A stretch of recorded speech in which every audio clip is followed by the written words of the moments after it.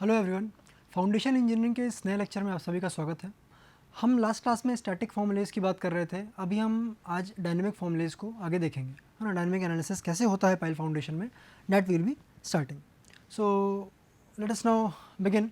Last class में हमने engineering news record formula पढ़ा था, जहाँ पे आपने ये फार्मूला स्टडी किया था, that is QU is equal to WH/S+C, जहाँ पे हमने W और H डिफरेंट पैरामीटर्स हैं, S एंड C, है ना। इन सभी पैरामीटर्स के ऊपर बात करी थी।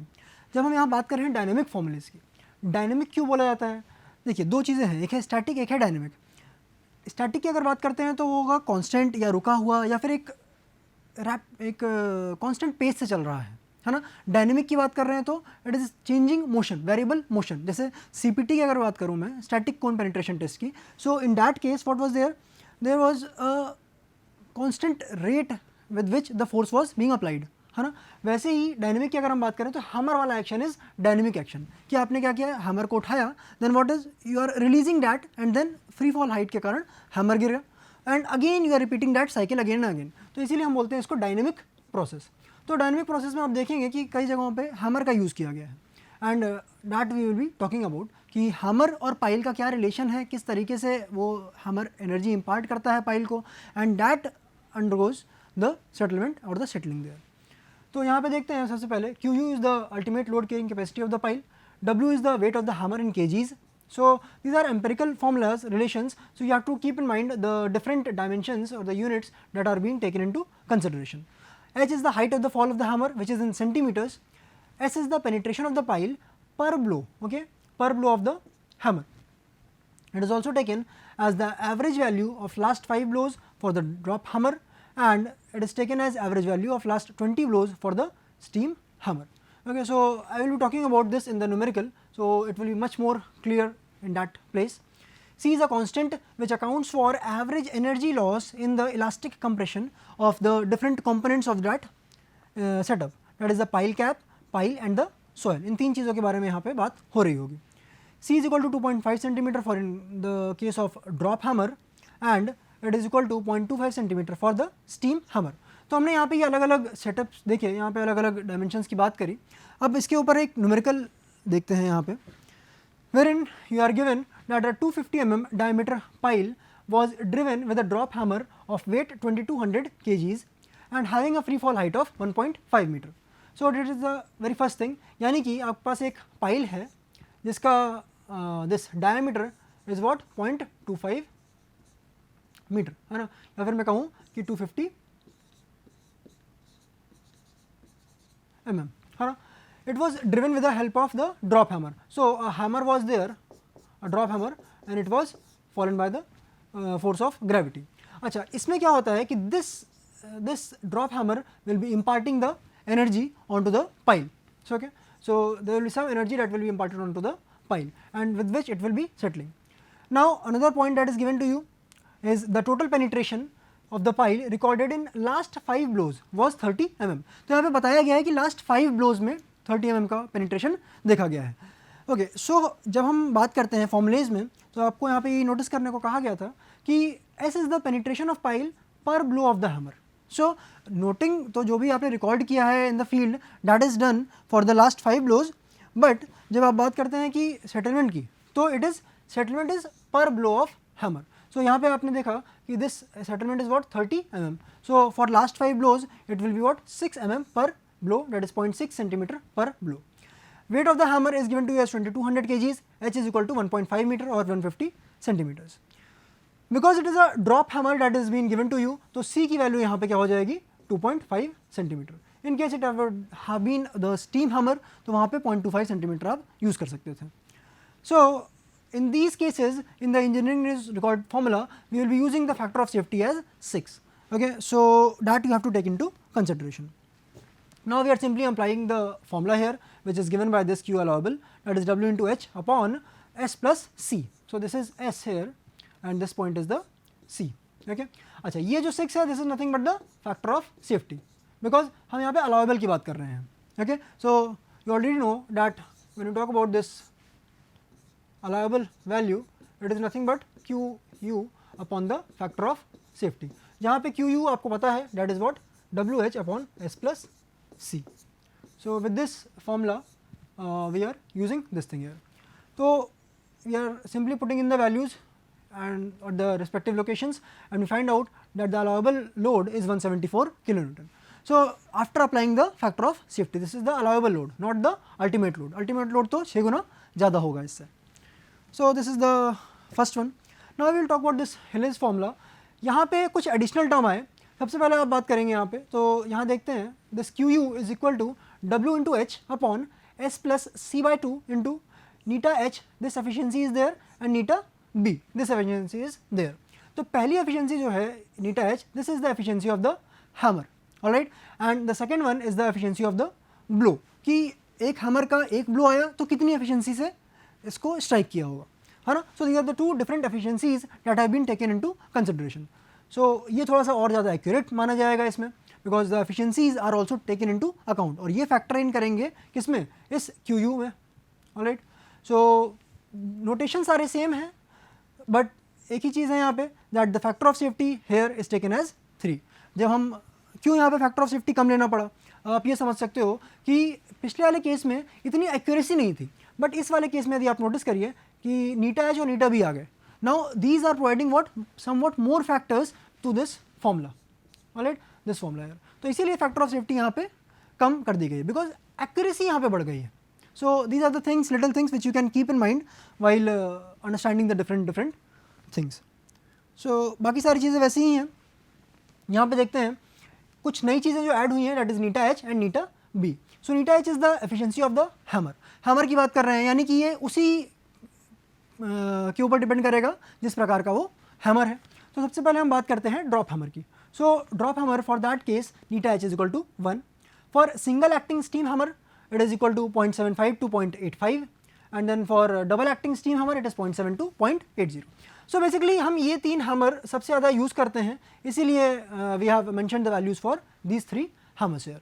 अच्छा, सिंगल एक्टिंग स्टीम हैमर क्या होता है, डबल एक्टिंग स्टीम हैमर क्या होता है, we have discussed it in the starting class of the pile foundation. Okay, now we are talking about this efficiency of the blow. Now this efficiency is what about the blow, मतलब कि हर बार जितनी बार strike किया hammer किसके ऊपर, pile के ऊपर, तो कितना एनर्जी वो ट्रांसफ़र कर रहा है. So this efficiency is defined as the ratio of energy after the impact, first thing, to the striking energy of the ram, alright. Then it depends on the coefficient of restitution between the hammer and the pile. अगर आप इसको relate करना चाहें तो आप ऐसे relate कर सकते हैं जैसे आपने फिजिक्स में पढ़ रखा होगा कि in the topic of collision. Okay, collision के समय क्या होता है कि there is some energy and the momentum transfer, और उसी चीज़ को आप ट्रैफिक इंजीनियरिंग में भी देखेंगे आगे. Okay, so this is the coefficient of restitution which is the concept of the elastic bodies, not the non elastic bodies. So this comes into picture when the bodies are elastic ones. Now we talk about what will be the value of this efficiency of blow. Value निकालोगे कैसे? So let us see here that when the case is this, when W is greater than EP, okay, I will tell you what is this E and what is this P. Okay, so this formula will be used, that is W plus E square into P upon W plus P. When the case is different, that is when W is less than EP, when the weight of the hammer is less than the multiplication or the product of E into P, then the formula will be different, that is W plus E square P upon W plus P minus में W minus EP upon W plus P का whole square. So this will be the different formula depending upon कि condition क्या है. Okay, if this is the condition you will be using this formula, if this is the condition then this formula. W यहाँ पे weight of hammer है जो कि हम पहले भी discuss कर चुके हैं. What is this P here? P is a new term. P here means weight of the pile, anvil, pile cap. Okay, so these are the different setup instruments that are there, तो उन सभी का wait आप यहाँ पे count करेंगे. Okay, it is in turns here. E की अगर हम बात करें तो E is nothing but the coefficient of restitution of materials under the impact. So we have already talked about E, coefficient of restitution क्या होता है, कहाँ पे आप लोग देख सकते हो, and different amount of collision वहाँ पे ये सारी चीज़ें देखने को मिलेंगी. So if I talk that this is the drop hammer, और क्या हो रहा है, this is the pile. Now when it will fall, then what will happen at this surface, at this point, you know, this area पे. Now what will happen? Here the collision will be occurring. और ये collision होता तो elastic नहीं है, but we are considering it as a elastic collision here. Because perfectly elastic तो चीज़ें नहीं होंगी, इसीलिए ई की वैल्यू 1 नहीं होगी, ई की वैल्यू कुछ ना कुछ होगी, it will be in decimals but it will be something lesser than 1. So let us see what is the coefficient of restitution of materials under the impact. अब कोफिशिएंट ऑफ रेस्टिट्यूशन की अगर हम बात कर रहे हैं तो किसके ऊपर डिपेंडेंट है, ये डिपेंडेंट है कोलिजन के ऊपर. कोलिजन हमेशा अगर देखा जाए तो सिर्फ एक बॉडी में तो कोलिजन हो नहीं सकता, हमेशा दो चीज़ें चाहिए, टकराने के लिए हमेशा दो चीज़ें चाहिए. तो इसीलिए दोनों चीज़ों के ऊपर डिपेंड करेगा, किसके किसके ऊपर, एक पहला hammer first thing and the second thing is the pile. ठीक, हैमर ऊपर से प्रहार करेगा और जो पाइल है वो इम्पैक्ट सहन करेगी. So there will be a collision at this point. तो जो भी रेस्टिट्यूशन की वैल्यू है वो इन दोनों के ऊपर ही डिपेंड करेगी, that is the H value and the pile value. Okay, so E की वैल्यू 0.25 है for the wooden pile and cast iron hammer. जैसे ही पाइल चेंज हुई तुरंत आप देखिएगा ई की वैल्यू भी चेंज हो जाएगी, that is E is equal to 0.40 for the concrete pile and the cast iron hammer. Okay, and then E is equal to 0.55 for steel pile and the cast iron hammer. So अलग अलग values हैं for the different materials under consideration. Now we have another formula that is modified Hilles formula. So what is different here? Let us see now. यहाँ पे जो resistance दिया गया है that is ultimate driving resistance that is given by W into H into neta. यहाँ पे neta is something different, okay, and S is there which is the same as the previous one, और यहाँ पे C by 2 दे रखा है. This C is somewhat different that we will be talking about. R की अगर हम बात करें तो it is ultimate driving resistance जो कि tons में है, that you have to remember. Then the safe load की अगर आप बात करोगे तो nothing but you will be dividing that R by the factor of safety, क्योंकि आपने फैक्टर ऑफ सेफ्टी को वहाँ पे इनकॉर्पोरेट कर लेना है. तो factor of safety that you use in this modified Hiley's formula is 2.5. So now let us see what are the different terms that are here in this equation.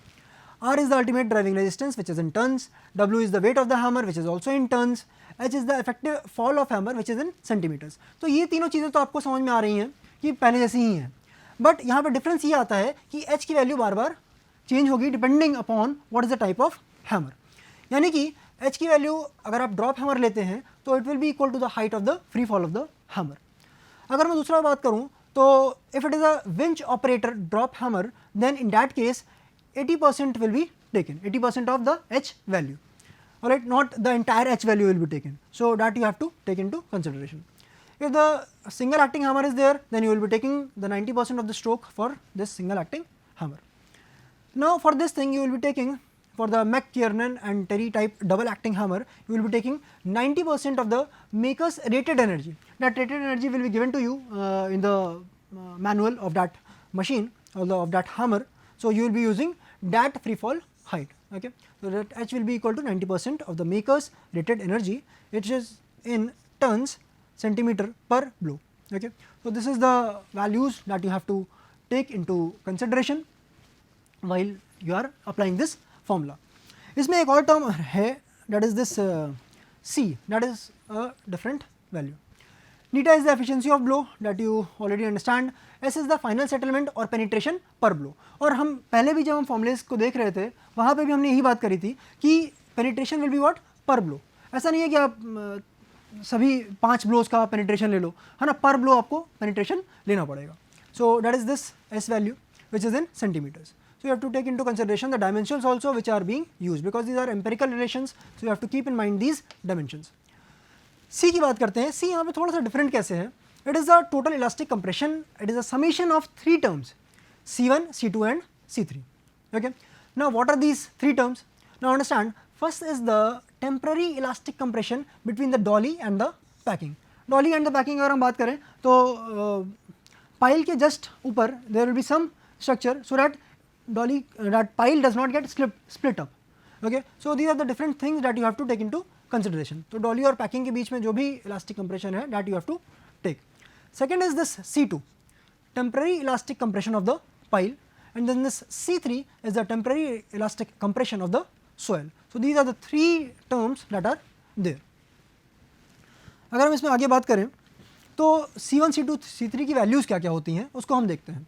तो पहले यहाँ पे आप समझिएगा कि हमने W की बात कर ली, that is the weight of the hammer. ठीक, फ्री फॉल की बात कर ली जो कि अलग अलग होती है depending upon the type of the hammer. Third is this efficiency of blow that we have talked about. S is the settlement that is per blow. अगर हम बात करते हैं सी की, alright, this C is a component that is made up of 3 elements, okay, C1, C2, C3 क्या है उसके बारे में डिस्कस कर लिया है. नाउ विल बी सीइंग कैसे उसको आप कैलकुलेट करेंगे. So first thing first, this C1 is equal to 1.77 into R upon A, okay, where the driving is without the dolly. So this is point is there, that is it is without the dolly or helmet, and the cushion about 2.5 centimeters thick. The cushion is large, okay, that this much only 2.5 centimeters, then we will be using this formula. दूसरे case में it is 9.05 into R upon A, where the driving is with the short dolly up to 60 centimeters long, helmet and cushion up to 7.5 centimetres thick. So जैसा भी case रहता है, जो भी आप instrument use कर रहे हैं उसके हिसाब से you will be putting in the C1 values. अगर हम C2 की बात करते हैं तो it depends upon the factor RL upon A, जहाँ पे L is the length of the pile, है ना. ये 10 मीटर, 20 मीटर, 30 मीटर कितनी भी हो सकती है. It depends upon the length of the pile. तो C2 का जो फैक्टर है it depends upon the length of the pile. तो आप C2 अगर देखो पीछे जाके, तो this is what temporary elastic compression of the pile. So pile के components will be coming into picture, यानी लेंथ कितनी है that will also be playing a role in the C2 value.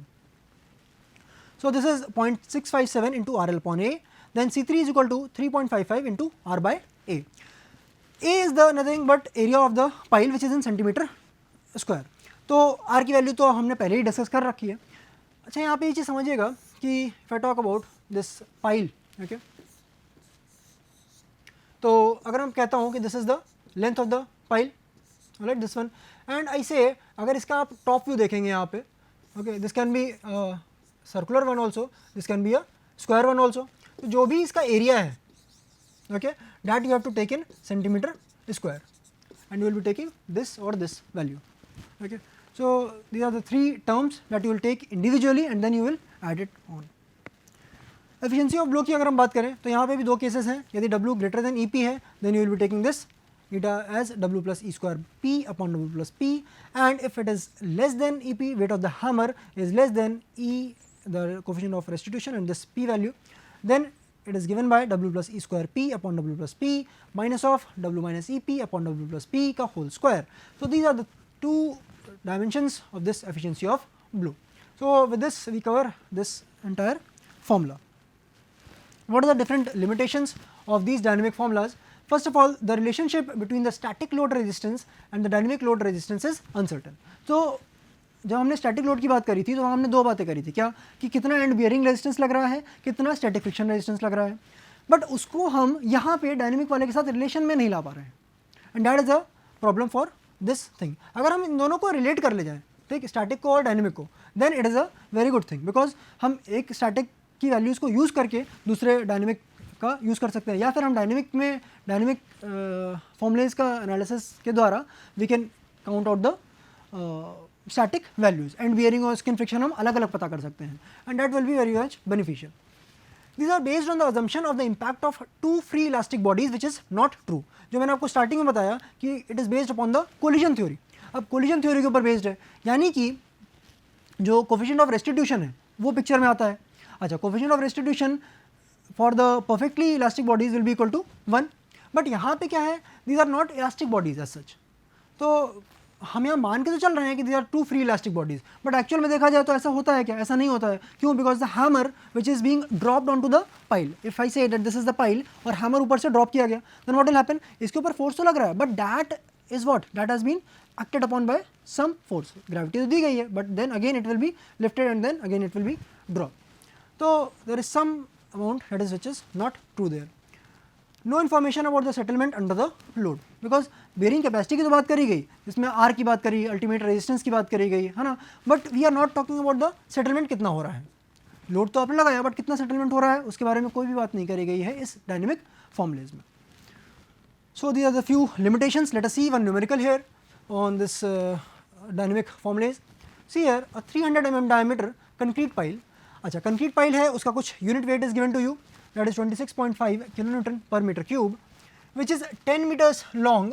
It was driven by McKiernan and Terry double acting hammer.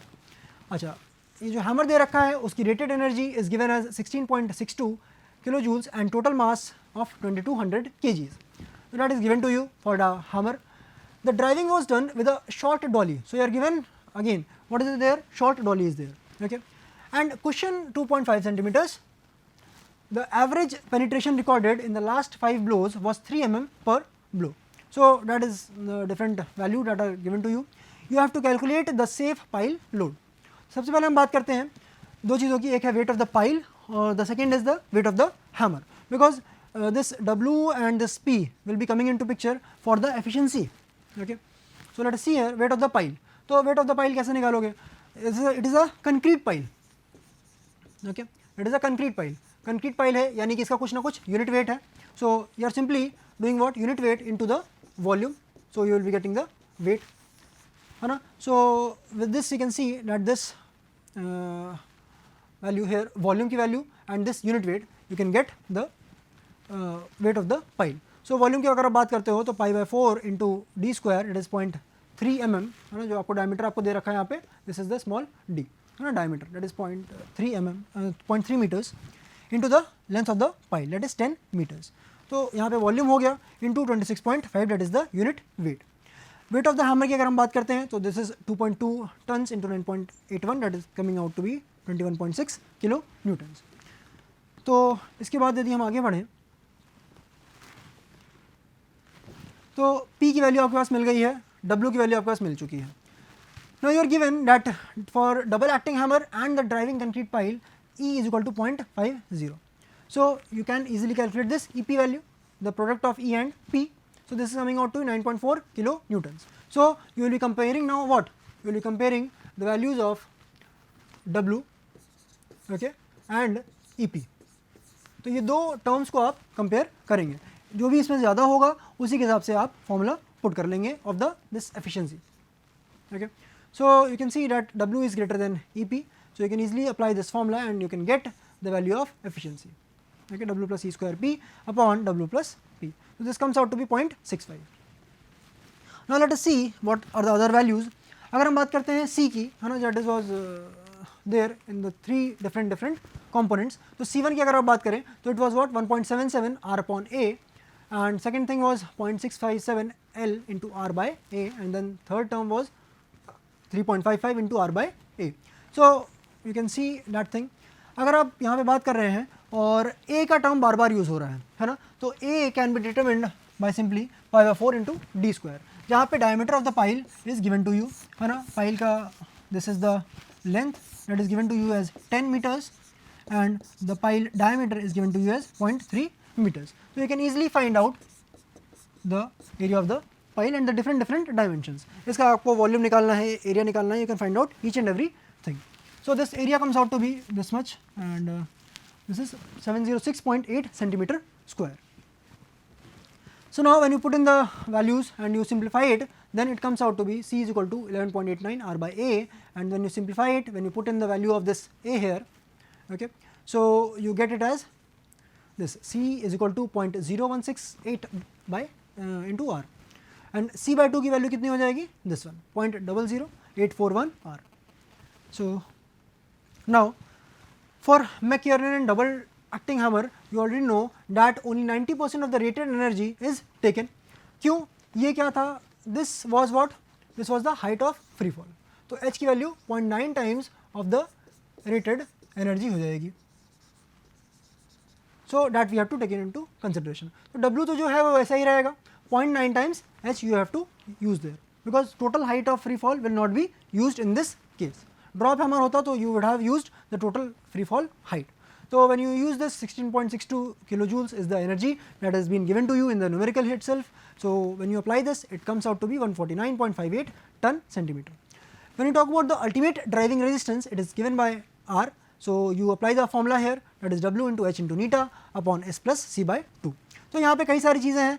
C की value आपके पास R के terms में है ना. N की वैल्यू आपने सबसे पहले निकाल ली थी. W is given to you already.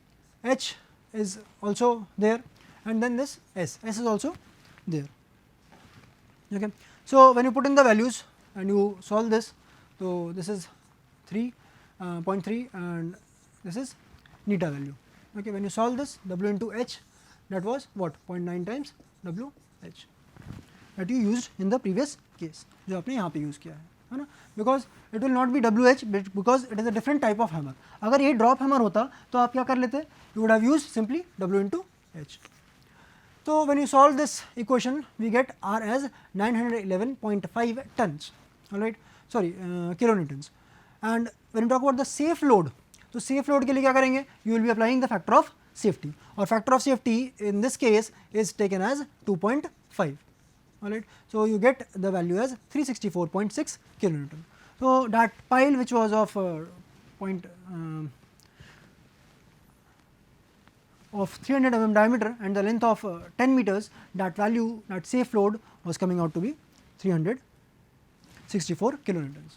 So there is one more topic that we can just took a brief here, and then we will move on to the next lecture.